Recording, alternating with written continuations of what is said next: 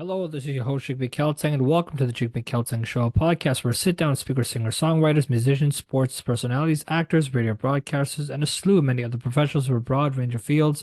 In this news conversation, Sportsnet Analyst, professional hockey scout, and founder of the pro hockey group, Jason Bukala, talks about the excitement around this year's NHL All-Star Weekend, upcoming trade deadline, Professional Women's Hockey League, and more, as well as who he's got winning the Super Bowl. And now, with that being said, I hope you enjoyed the episode. Hello, Jason. Welcome to the show. Hey, thanks, Jigme. Nice to see you, pal. It's great to see you. And I've been really doing a lot of sort of just looking around and poking my head around, just seeing what's out there and what's the latest news and the headlines of the National Hockey League. And of course, the All-Star festivities are taking place, and obviously that's an exciting time. And we know that Bieber will be there, of course, as the celebrity captain, and as you can see, repping the Bieber sort of jersey that Yeah, yeah.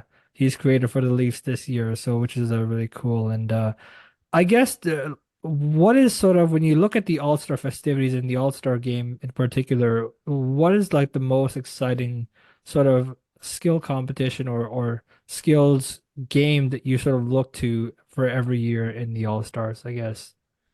Well, for me personally, I always look forward to the fastest skater competitions. I think they're fascinating. I mean, obviously, I hope that nobody blows a tire and gets hurt buzzing around the rink, but that's always fascinating. In the past, it's some of the skills, as you know, have been dummied down a little bit, I guess you could say, for showmanship. But obviously the accuracy shot too. That's kind of fun, blowing up the targets. So those types of things it bring a lot of people back to when they were playing in their driveway as kids. Firing tennis balls or pucks at targets. So that's always a fun one.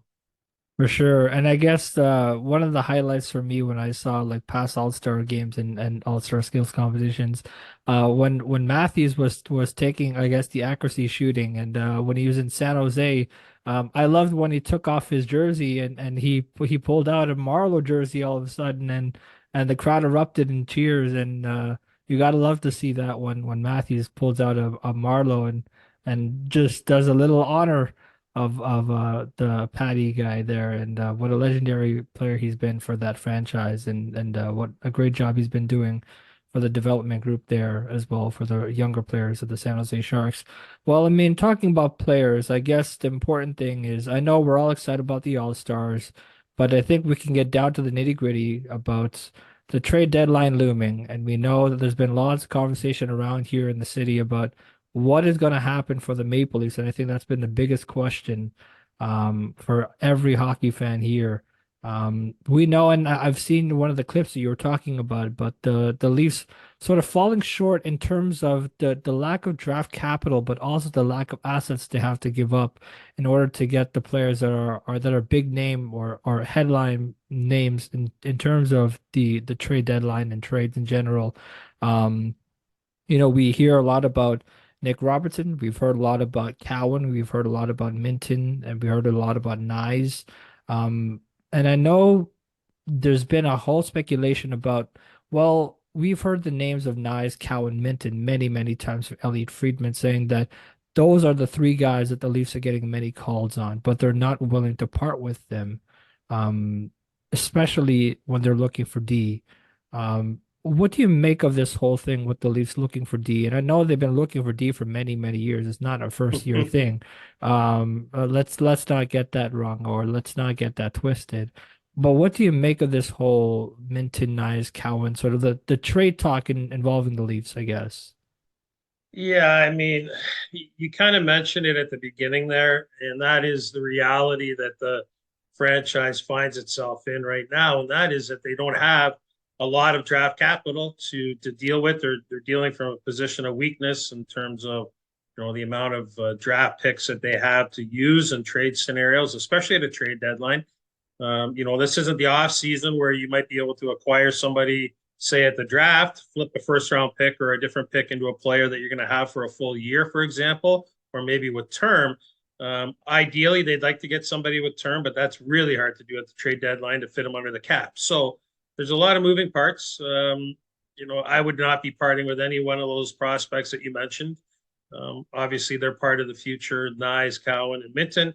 And because their draft capital has been compromised in recent years, it's very important not to lose focus of the reality that it's okay to kind of take pause. You don't have to add every year. Take stock of where you're at with your franchise and your group, and with the cap going up, kind of reload, if you will, a little bit in the off season. And those guys will be a year older, right? Your prospects, so hopefully they have more impact next year. Course, and I guess I just want to really just go down the line here with the according to Cap Friendly about the Leafs draft capital here, because of course a lot of people are speculating whether or not the Leafs are in a position where they can deal first round picks. Now I can tell you they are in a position where they can deal first round picks, but the picks are not pretty. The picks are probably going to be in the late 20s to probably early 30s, probably around there, and it's not as valuable as people may think. But the idea that I sort of went down the line of, and I looked down at all their draft picks that they have now in stock, and I look at their prospects, and I say, okay, so if the Leafs are unwilling to part with a guy like Nyes, Minton, or Cowan, what do you look for in terms of, I guess, the prospect? What do you see in terms of reflecting not a first round pick, but looking at a player that could be first round pick potentially to part with in a trade? That can't be Nyes, Minton, and Cowan, right? And that's just the idea that I had in my mind where I'm like, okay, so if you're not going to be able to deal a first round pick, and specifically, do you look at a player that could be projected to be a first round pick potential to deal in a trade to make teams be more enticed to take that on rather than their draft capital, right? I mean, that's just the idea I had. Yeah, no, that is a wise idea. So, and that's how teams look at it. They look at where the draft slot is in relation to the current draft class or the homework that they've done for future drafts. So, NHL teams clearly are doing their homework for this year's draft cycle. That's a given. They've also started for future draft cycles, scouting the future. So, if they have a really good feel for, this draft compared to another draft, they might be enticed to take that first round pick. If you look at a player like Cowan, who's drafted 28th overall by Toronto, your example is perfect for him because it's if their pick falls in pick, it's going to be in the mid 20s, I think, just based on where they are in the standings. So if it's like 23, 22, 23, something like that, is it more valuable than say what Cowan was last year at 28 if you were looking at that player as a name? That's all part of the strategy. That's what goes into the conversation. I can't say for certain at this point if I believe that 22 or 23 for this draft cycle, if they're going to be better than Cowan. That's to be determined still, and that's the risk because you've only got a month left here before the trade deadline to figure out if I part with my first rounder and I hold on to Cowan. To your example, which is going to prove out to be more valuable for the franchise, my franchise going forward. Never mind the franchise that's acquiring one of those two assets. For sure. And I guess also like to also mention the other names that could be in play here that they could part with if they didn't want to deal those guys. Like I look at a guy like Topi Niemela. I look at guys like Liljegren that's already in the D pairing, but do they see him as a future long-term pairing with the Leafs? And you look at a guy like TJ Brody. Now he's probably going to be into unrestricted free agency soon. And where is he gonna go? Is he gonna sign long term in Toronto, or do they move off of TJ Brody now, and instead of losing him for free and losing him for nothing, basically, um, do they part with TJ Brody now more than just wait for July 1st to roll around and hope to God that you can get a deal done for him somewhere on another team? But I guess that's just the whole thing with I guess the whole trade deadline part of it as well is managing the thought of okay, when do I strike here? Do I like what I'm seeing in terms of offers from other teams? Do I look at other D pairings? Do I look at defensemen that might be available that makes us happy with that we Mm-hmm. can part with these players? Um, but when you look at the trade bait board and you look at people like Chris Tanev, You look at Mario Ferraro, who's been probably one of the more sneaky additions if anybody wants him.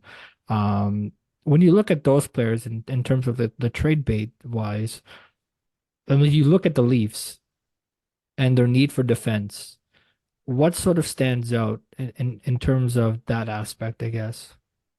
Well, I think that, when you're talking about a player like Kristania, who's got a lot of miles on his tires, he'd be a nice add for the short term and potentially fill a spot in the offseason if he decided, like he's obviously a Toronto guy. He's born and raised in the area. So he might be looking at, if they were to acquire him, he might be interested in signing a extension to stay in Toronto. Now that extension, in my mind, shouldn't go anything or go any longer than 2 years. And it's also my belief that he might get 3 years somewhere else. So you have to kind of factor all that into the equation.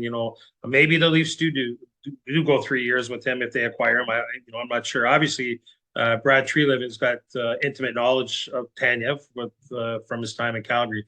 Mario Ferraro, that is a sneaky type of a potential ad, if you will.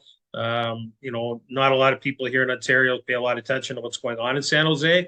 And, this is a player that, although he's not huge in stature, he moves well, blocks shots, does a lot of things very well on a poor team. So statistically, his numbers don't look great, but it is what it is playing where he's at. So that there is an ad that would fit the structure of the group going forward. Like that's a nice fit long term if they can make something like that happen and make something fit within their cap strategy in the offseason. There's going to be a lot of moving parts there. But you mentioned Niemela and you mentioned Liljegren. I don't see how they can move off of Liljegren. He's got to play minutes. They've developed him. He might be maxed out right now. That's very possible. But given the state of the team for this year, especially, I don't see how they can look at moving him out. And because they'd be having to add a couple of pieces in because that makes their defense core even weaker than it is right now.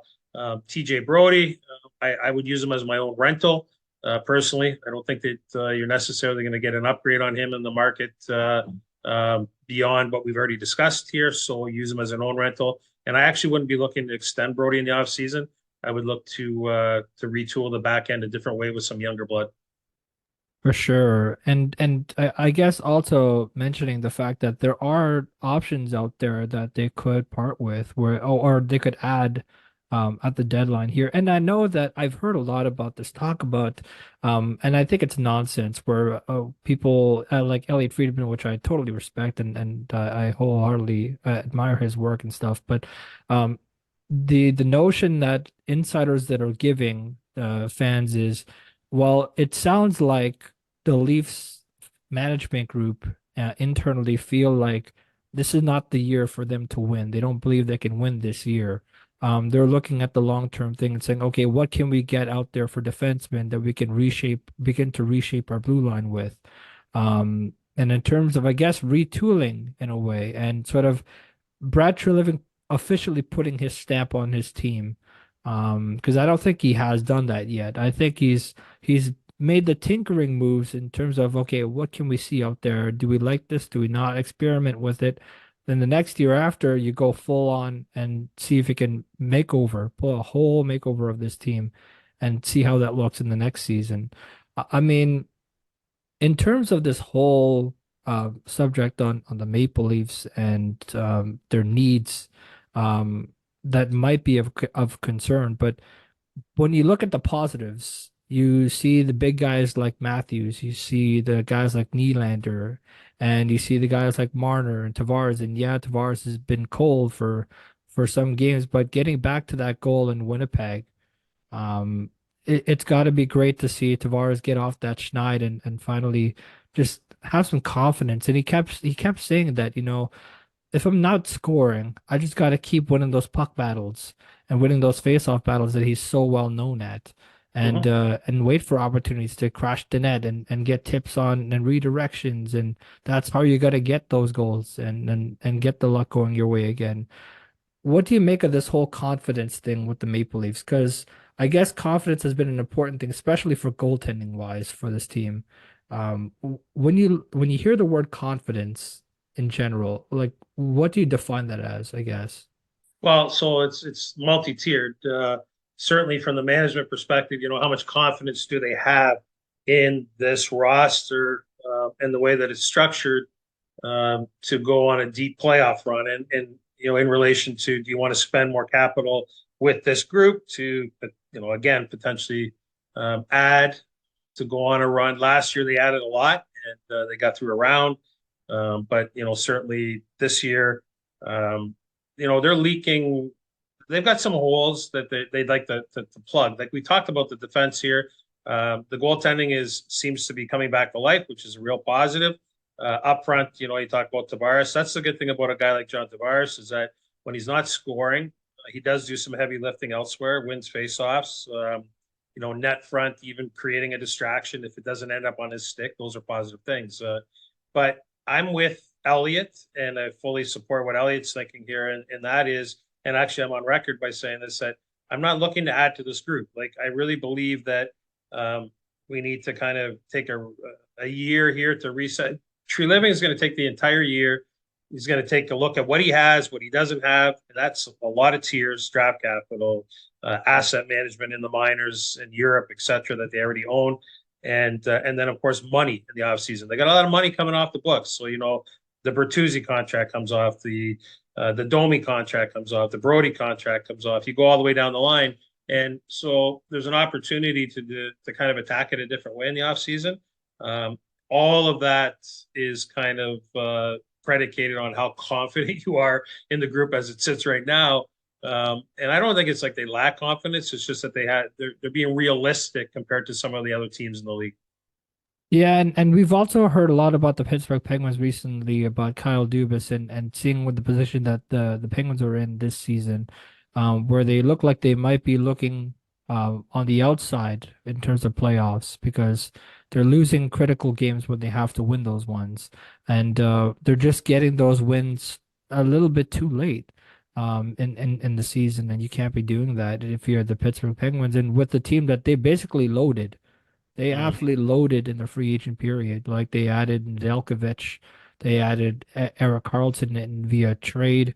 Then they went on to add some other players. They added Noel Achari and so forth. But I guess when you look at the Pittsburgh Penguins, for example, and this ties right back into the Maple Leafs perspective of it too, where I heard recently about, okay, so the Pittsburgh Penguins are basically saying we want to retool here. We don't think we can win this year either. So if we're going to be in sort of a rebuild, not a rebuild, but I would say like a retooling process in multiple years here and seeing, okay, so if we're not going to be buyers this year, and we don't have draft capital enough to make significant deals. What we can do here is we can offload some players and recoup some assets back in terms of draft picks and sort of restock the whole thing, then go for it in another couple of years and see where it goes for the Pittsburgh Penguins. And I think that's where you're seeing the Maple Leafs perspective come into play here too, where they're saying, okay, we can reset here, but do we want to wait here for a couple of years and see where this team stands? Or do they think next year, when they reshape the whole lineup, that they can go for it and win the cup? And that's the biggest question I think that a lot of teams are asking, especially the Penguins. What do you make of Kyle Dubas's time with the Penguins so far, I guess? Well, I mean, he walked into a situation where he's obviously got an elite core of players that were still in win mode, especially between the years, But the reality of the group itself, has to, you have to take stock of the reality, unfortunately. Like that group is aging out. They've had Hall of Fame careers, the core group there. And, you bring up an interesting point because, Toronto, the difference, of course, in Toronto so far is that the Pittsburgh Penguin core, surrounded by some other players like Marc-Andre Fleury in the past, et cetera, they won Stanley Cups, right, in their late 20s. And they were, achieving they climbed the mountain already, if you will. And Toronto hasn't accomplished that yet. And they're obviously believing in their core that they can get that done if they surround them with the right pieces. And time will tell. In Pittsburgh itself, I think he's of the belief that if we could just get in, anything's possible, and we've seen that in the past. The Florida Panthers, for example, last year, and and certainly with the Sidney Crosbys and the Malkins of the world, Latangs, Carlsons, etc., anything's possible if you get in playoffs. I understand the sentiment, but the reality is, Gensel is the other guy, and the reality there is with a guy like Gensel becoming a UFA in the summertime, where do you go? And where are we in our cycle here? It's going to be interesting to see what Pittsburgh does. I don't know what they're going to do, but time will tell. Of course, and I guess just recapping the whole thing here about I guess when we're looking around the league and you're seeing teams improve and you're seeing teams like Vegas and you see teams like um the Edmonton Oilers all of a sudden on a hot streak when they fired their coach and they brought in Chris Knobloch and all of a sudden they're red hot and they're now unbeatable and people are saying they may never win a game again, never lose again and I guess that's just the difference between Toronto and Edmonton and Vegas is just you gotta have depth. You gotta have that core group where okay, you got to commit yourself to winning games here and commit to playing as a team because when you have a core group locked up with that much money, and I know people will be concerned about that, the money wise, about Nylander being paid a lot and he's being paid 8 years, and Tavares coming off of a contract. You're going to see Marner probably in a contract year where he might pop off again as well. Um, it's just a whole thing with this whole pattern with the Leafs where it's like they sit a year off and then they come back the next year and they surprise you again and then the next year after that they take you on a roller coaster ride. It's rock bottom and then they take you right back up the slope and it's another rock bottom moment. And now I guess you're seeing that once more with the start that they've had this season where it's just been flat out just horrible for the Leafs, I think. To say the least. I mean, speaking of, I guess, the whole roller coaster ride, this this year, I guess, as we're talking about the All-Stars now, the All-Star game coming up, and I know the excitement that's rising here in the city of Toronto. And we know that the PWHL 3-on-3 showcase is happening. But before I talk about that, I want to get your thoughts on what do you think about the Professional Women's Hockey League so far and the work that they've been doing this year? Well, I think it's great for the game. They've got the crowds have been really supportive, and I hope it's sustainable. That's my. It's always my biggest concern in anything that's new, any sport, any expansion, franchise, or whatever, a relocation of a team, even that is it sustainable in terms of the interest? Everybody likes to go one time, but are they going to come back the second, third, fourth time? I think the product's excellent. I think people are coming back. I think men, ladies, boys, girls, everybody's buying into the enthusiasm. The whole model is changed to the point where they're really engaged. And if anybody wants to take the time, and they should take the time to support this and watch a full game, these ladies are elite athletes who are competing extremely hard. There's a physical element to it. There's speed, there's skill, there's great goaltending, and the crowds have been fantastic. I watched the game recently in Minnesota. I think it was Boston was playing in Minnesota, I believe it was, and they had over 13,000 people at the XL Energy Center in Minneapolis, St. Paul. So, anything that any exposure everybody can provide for the game, and any type of long lasting impact. The more young girls that want to get involved, the more opportunities for college athletes, college female athletes, junior athletes. I don't care who you are. The more opportunities for everybody, the better. And I hope that this is not only sustainable. I hope they do really well for a long, long time.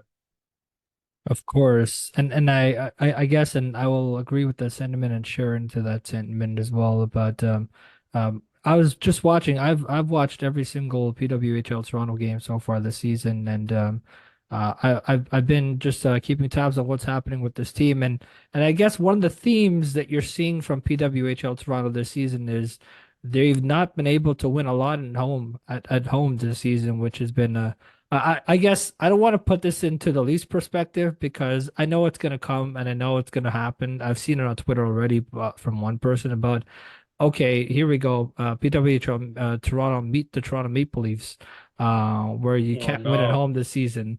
Um, and I guess you're seeing that a lot, but they're also giving up goals. They're giving up leads in games where they should be closing it out. And I just keep going back to it. I'm like, oh no, this better not be the Toronto Maple Leafs all over again.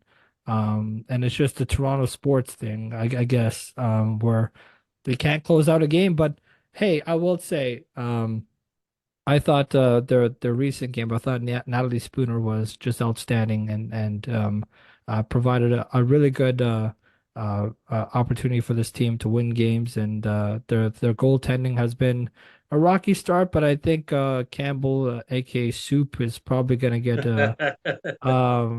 just she's gonna get red hot here soon, and I know that they're gonna get their footing back on track here. But I guess in terms of the PWHL 3-on-3 showcase, what I'm excited to see is Sarah Nurse. I'm excited to see what she'll pull off this season because I know the last All-Star game, she took on a shootout with the NHL goaltender, and she pulled off a Peter Forsberg attempt there, and the crowd went nuts, and she gave a little chuckle to the camera, and I'm curious to see what moves she'll make this season with the 3-on-3 showcase. I mean, she's got to pull off like another Peter Forsberg or do another what's it called, those lacrosse style goals. I would love to Yeah, see yeah, that. yeah, like a Michigan That'd style be goal or cool. something like that.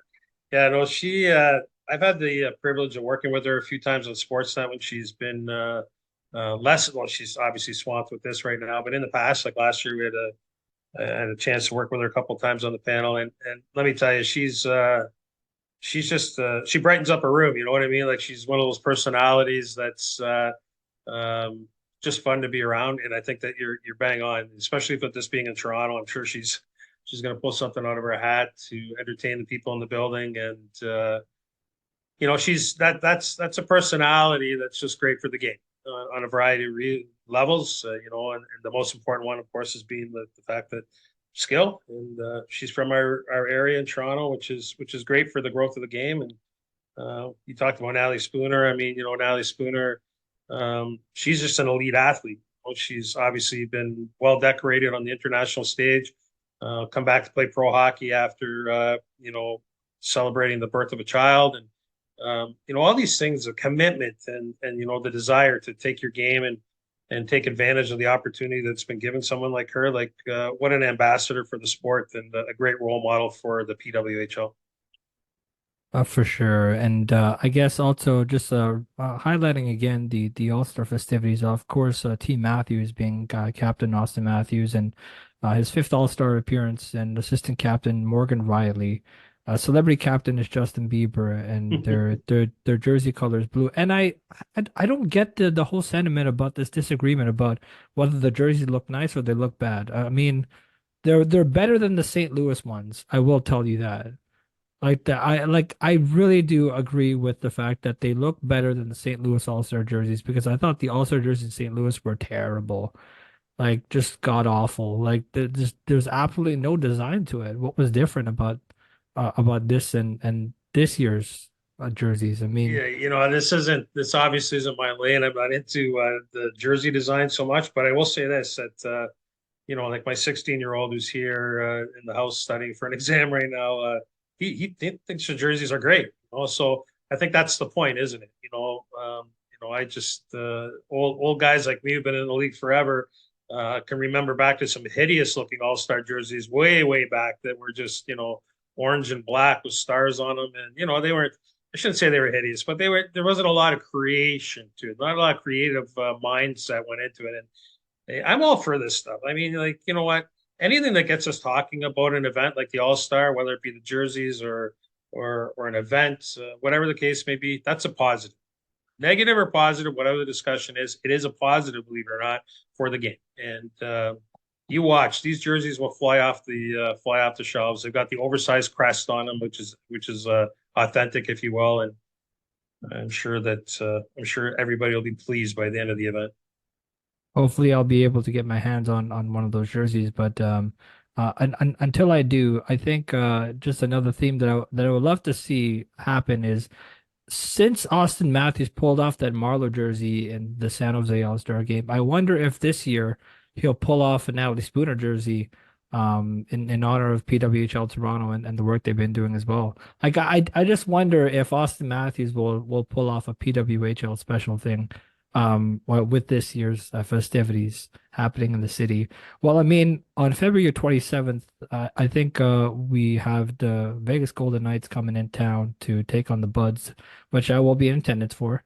Um, I will be going to see that Vegas game, and it's gonna be exciting. And this is gonna be a real test for Toronto, where whether or not they can compete with the Cup champs, basically. Like this is actually like probably one of the defining matchups of the season. Where, all right, so can you at least like contend with them with the roster they have now?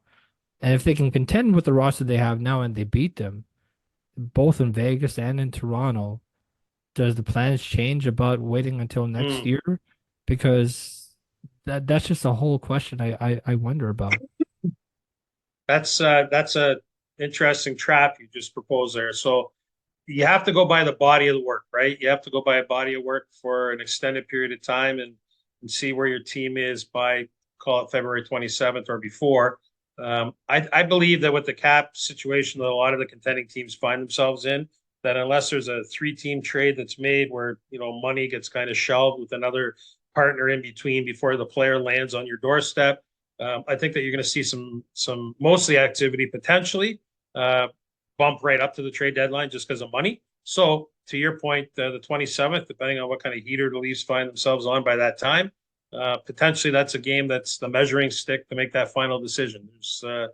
That's definitely one of those ones in the calendar that I'm sure management takes a look at and says, let's see where we are come this time and really kind of say, okay, are we going to do something or aren't we? And they've got some time. February is going to be a fascinating month for not only Toronto but all these teams that are kind of in that cluster to see if there's some separation. And for all Leaf fans who are just wondering about whether or not they'll be good in February, well, if you look down the list of the calendars of their histories of February's, their most prominent month that they play successfully in is February. Folks, I've done the research and I've seen the history of their Februarys and their monthly schedules, their monthly records, and January is probably their god awful month of the years. And so I'm just saying I wouldn't be surprised if they somehow pulled off an Edmonton Oilers. Not saying they're going to win 16 straight, but they're going to find a way to be inspired by that Edmonton Oilers run and somehow start a run of their own. And then we're going to be all talking about how god awful this defense was, and they're going to be like, "Oh my God, Simon Benoit has been a legend, and has pulled off something out of his hat." And well, I mean, with that being said, I guess we've reached the end of our time together. But one more question, I guess, is for this upcoming Super Bowl that is happening. Who do you got on the pick here? I guess. Well, you know what, I'm going with Kansas City only because they they had that little bit of a hiccup towards the end of the year. They weren't very good for a period there, stretch. That's pro sports. That happens. But I like the momentum and the fact that they're defending champs and they've already figured out how to do it. Last year with this group, I'm leading Kansas City, and it has nothing to do with Taylor Swift. It's got everything to do with the guys who suited up and play the game. How about you? Who you got? Well, I mean, well, we've all seen that talk about the Swift Bowl, and I think that might be the theme of this year. And instead of calling it the Super Bowl, we're going to call it the Swift Bowl because I think Kansas City will ultimately win in this year. But if I'm going to be rooting for any team, I think it's going to be the San Francisco Niners, 49ers here.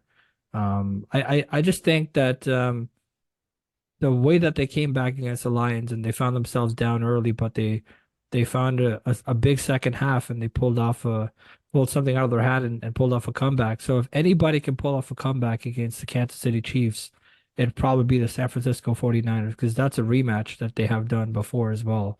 So that'll be exciting, especially to see what kind of reaction we're gonna get if Travis Kelce loses this match. And yes, Travis Kelce's girlfriend, Taylor Swift, will be able to make the Super Bowl game because she is flying in from Tokyo because she has a concert the day before the Super Bowl. So, which is gonna be interesting. Um, Well, I mean, it's been a pleasure to be able to talk to you today and just pick your brain all about the trade deadline and the All-Star festivities. Um, I hope you enjoyed my conversation with Sportsnet Analyst, professional hockey scout, founder of the Pro Hockey Group, Jason Bukala. If you enjoyed the episode, you'd like to help support the podcast, feel free to share with others, post about it on social media, or leave a rating or review. To catch all the latest from me, you can follow the show on all social media platforms. I've been your host, Shig McKelt, saying thanks for tuning into the show.